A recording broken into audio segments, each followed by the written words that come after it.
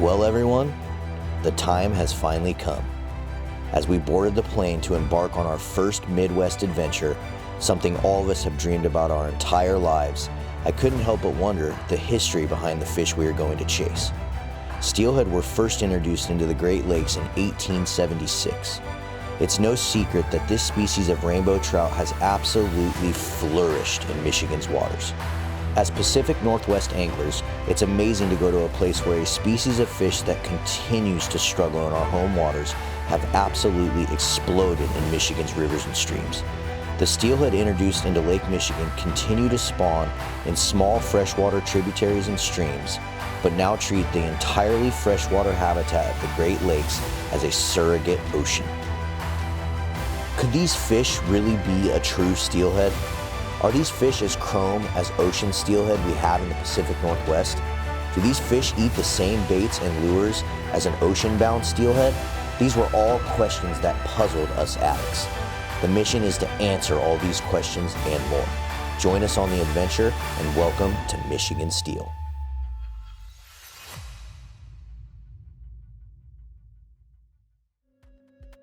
I think the most nerve-wracking part of any traveling trip or any sort of destination style of fishing is the stress about getting there. You know, we picked a very interesting time to try to come to the Midwest with a lot of rainstorms, a lot of snowstorms, a lot of winter events, and stuff that will keep you from getting to whatever destination you want clear across the country.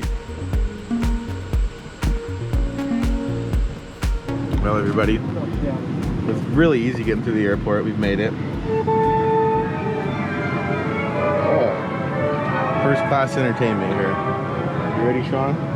Yeah. Let's get some steel.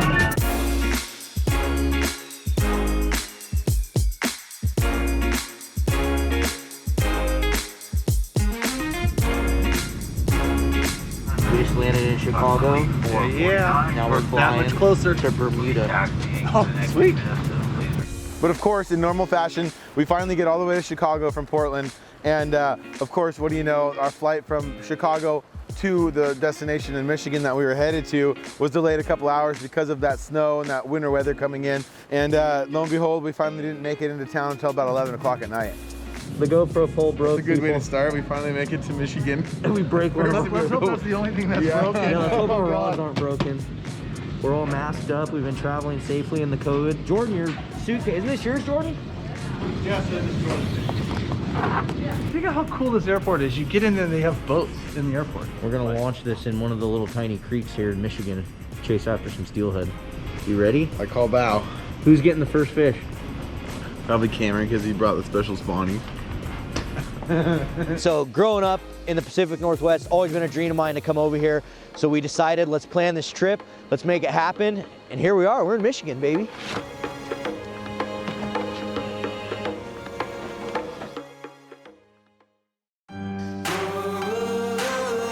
So wake up that first morning, the sun's shining. Of course, our blinds are closed. I slept in quite a bit. We had to get our rental car. We had some stuff to take care of. But day one was the do-it-yourself day.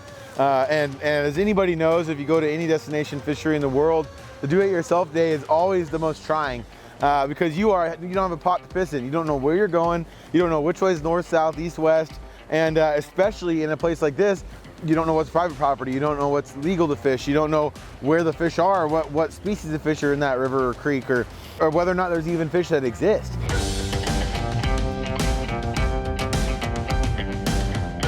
So I was so excited to see the first piece of water. You know, again, anytime you go to a new area or you travel, always walking down and getting the first sight on the water is one of the best moments that you can have when you're out adventuring, especially chasing steelhead.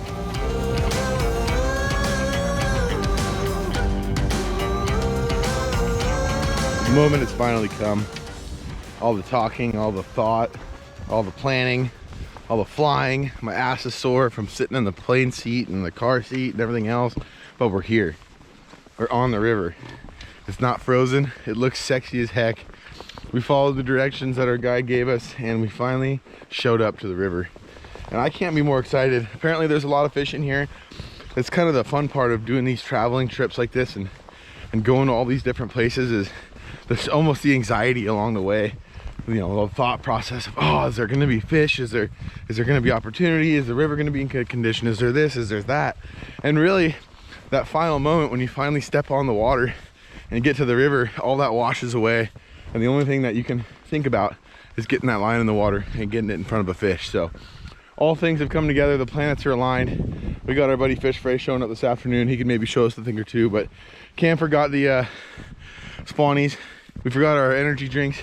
We forgot all of our necessities. But you know what? We're here and we're fishing, so it's game time.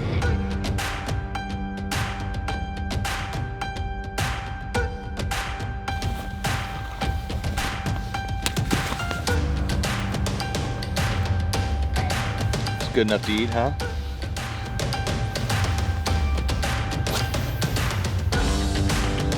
Immediately we could kind of tell that we brought a knife to a gunfight. It's a pretty big river, a lot of different big spawning beds and structure that I could tell was from like salmon spawning or something like that, but really fishy pockets and really fishy water.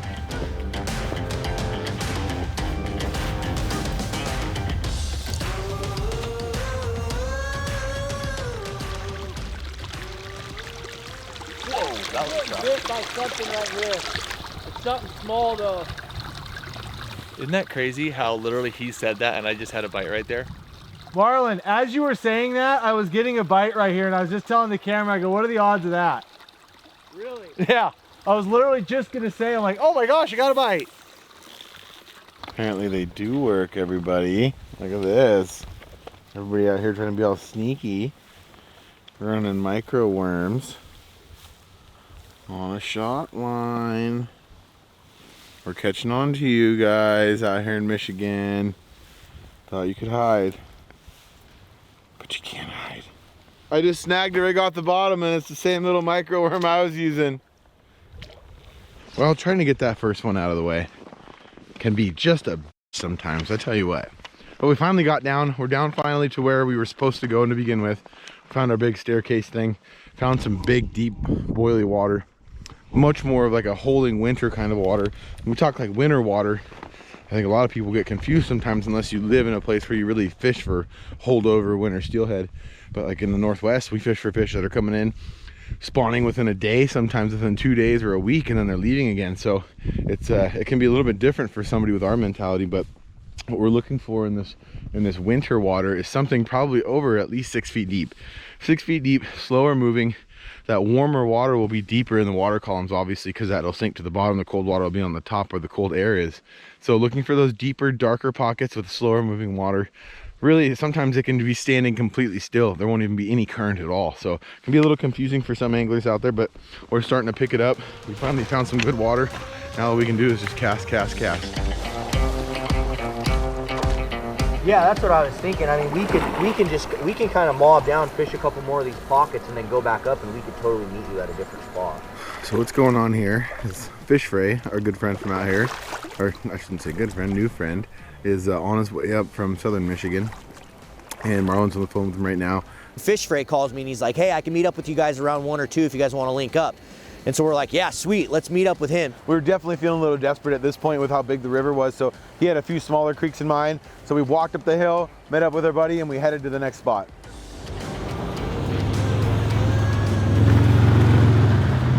All right, Addicts. New game plan. We met up with Fishery. If you guys haven't checked out Fishery, he has some absolutely amazing bobber down and awesome steelhead content, salmon content. We're gonna put a link to his YouTube channel down in the description, so make sure you guys go check out his YouTube channel. We're gonna link up with him. He's gonna take us on some smaller stuff. We kind of ran this first spot pretty good. We did spoons, worms, jigs, beads. Cam was running spawn sacks. We ran a few different things, but now we're gonna go to some smaller water and see if we can find some fish. So come join us.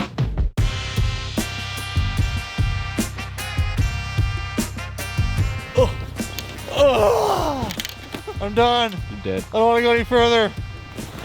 Oh God, that was dumb. Now I can't get up. Get up! I can't get up! Ah! Okay, let's go. Okay. So we get to this little creek and we're standing up on the cliff and I'm walking down and I'm like, oh my gosh, now this looks like some Michigan small creek, small river steelhead, even smaller than some of the rivers I fish. And I fish some pretty small stuff back at home, man.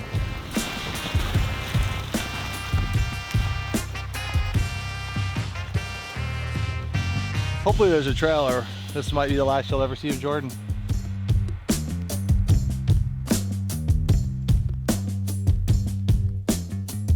Braid snuck us up on this devilishly sexy little creek here. And we got a nice little slot over here where he's pretty much guaranteeing there's a fish. So Marlon says, Jordan, you only get one cast. And so we know how that goes. But I kind of like it. It's going to be cool. Because Marlon's got something different. Cam's got something different. Do you use worms much? I got wax worms. Wax worms are huge this time of year. If you want them, I got 250 of them in my pack. Do you use anything like this? Like what we use in the Northwest? Worms? Okay. Yeah, I'll use, first of all, we don't use big worms like that very frequently on small creeks like this. You know, it's usually a small little trout worm. But, no. It's probably because you can't really get them, right? I'm sure they might. I'm sure. I've never, you know. We always joke. You guys are in my Walmart now. No way. Yeah. Yeah. You know, that wouldn't be my first choice in a small stream like this. But you know, Mine either. No, I haven't tried it. So. To be perfectly honest, this wouldn't be my first choice in a small creek like this either. But I just was curious if you use much of them. Okay, well, let's sneak up here. So stay in the trees, get one right along the fallen tree, down that little slot. Okay, everybody, here we go. Oh, that's a good first cast there.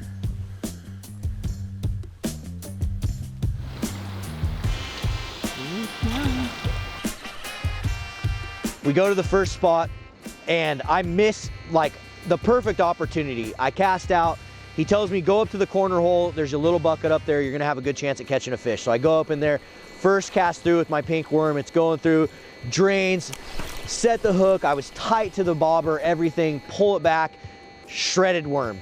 Dude, something took me for sure over here. I missed one, Addicts, because I suck. But Frey came down, showed us right where to go. A couple casts through, bobber down, whiffer, whiffed. My worm came back shredded. He's sitting right in that bucket. Then we literally run everything through that hole and don't get another bobber down. We're starting to get kind of discouraged at this point. It's getting into the afternoon. We don't know if we're gonna be able to make it happen. And Fish Frey's like, hey, let's go to one more hole that I know on this creek where we'll have a good chance at catching a fish. So we headed to that next hole to see what we can do.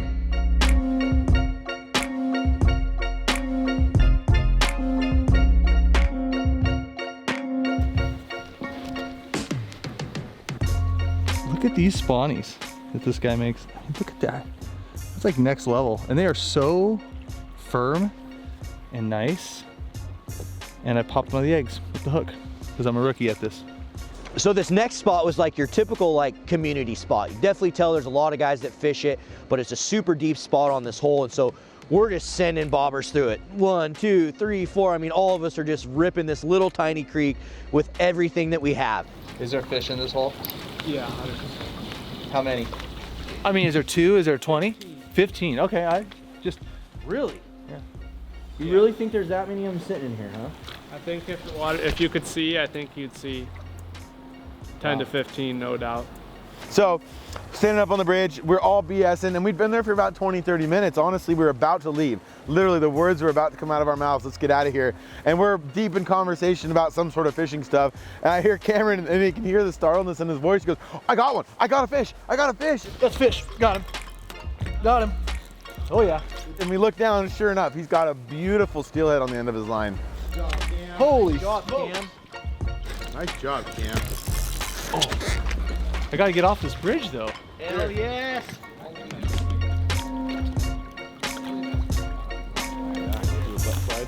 There we go! Bring him down here, he said, Cam, once you get down here. Oh my goodness! I'm hooked. I'm caught. Off the bridge. What is a good fish? It's a big one, man. It's a real one. He's a little bigger than I got like that light 8-pound. I don't want to go nuts. And mono main line. Oh, beauty, dude. That's a super nice fish. That's the one we want. If we're gonna catch one fish, that's the one we want. Oh, don't stop pressuring. Kidding. Come on, baby. Light freaking line, you know, we're creek fishing. He's just he's just big enough that he can just dog me in there. Yeah. There we go. He'll be done after this. Oh my god. There's not much in the way of snags, but Yeah, I'm gonna try to keep him here. You want to keep him here. Yeah, I'm gonna try to hold my ground here. He's coming back to your left. Oh no, no, no. No, no, no, no, no, no, no, no. He just turned back. He turned back. He's coming up good. Encourage him back. Yep, yep. I'm gonna hold my ground here on him. He's up here again. He's right here. Dude, he's a dog for a winter fish, dude. He's messing me up. Michigan steel about to get netted. Not yet. Not yet. Oh. That's why we use 9-foot nets in Washington. Just kidding. Yeah.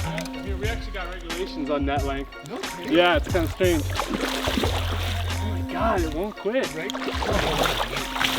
I want to net it. Like he gets going the other way. I cannot bring his head back. He is just working you. Dude, it's just a cat and mouse game right now. Got him. Give me that downstream turn.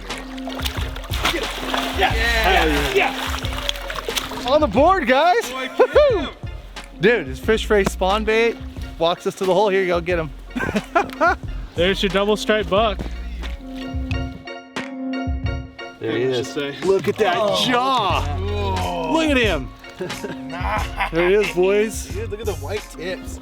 That is so beautiful. Look at that. We came, we saw, conquered. Leopard. The thing that was really cool about this fish, and what I've noticed about a lot of fish in Michigan or in the Midwest in general, is it was so pretty looking. It looked more like a trout. Tons of spots all over it. Not as much like a steelhead as some of the ones we have at home. It really looked like a big rainbow trout. All right, guys. Well, could we keep this fish if we wanted to? Oh, yeah. Oh, well, I don't want to do that. No problem. No, man, nice big wild steelhead. We're gonna let him go. There he goes. Sweet. Thank you, man. Sometimes everyone needs a little help. Landing that first one definitely took the pressure off. You could kind of feel that tension just lift off everybody. Turned out to be a huge one. I mean, for out here, it was an absolute beautiful fish. Had more spots on it than I think I'd seen on a steelhead in a long, long time. Awesome fish. Couldn't have asked for a better one to start the trip off. And we decided, all right, we got a little bit more daylight left. Let's go to one more spot and kind of grind it out until dark. And then we're excited for day 2 tomorrow.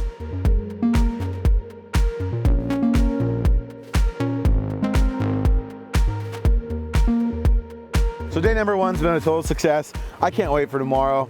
Tomorrow we're gonna be on a jet boat. We're gonna be moving up and down, really covering a lot more water, and I think it'll give us the opportunity to kind of try out a lot more different techniques. You know, these fish come from our homeland, so we wanna see if our normal techniques from the Northwest work. So tomorrow's gonna be an awesome day, and I can't wait to get lines wet.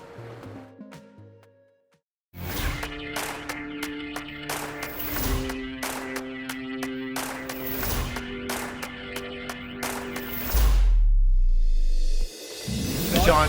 Yep, he's on. Fish on. Yeah, baby. That fish tore you up like that, and that freaking 13-foot stick. There he is. Yep. Yeah, baby! That was a good one, man. Under the log.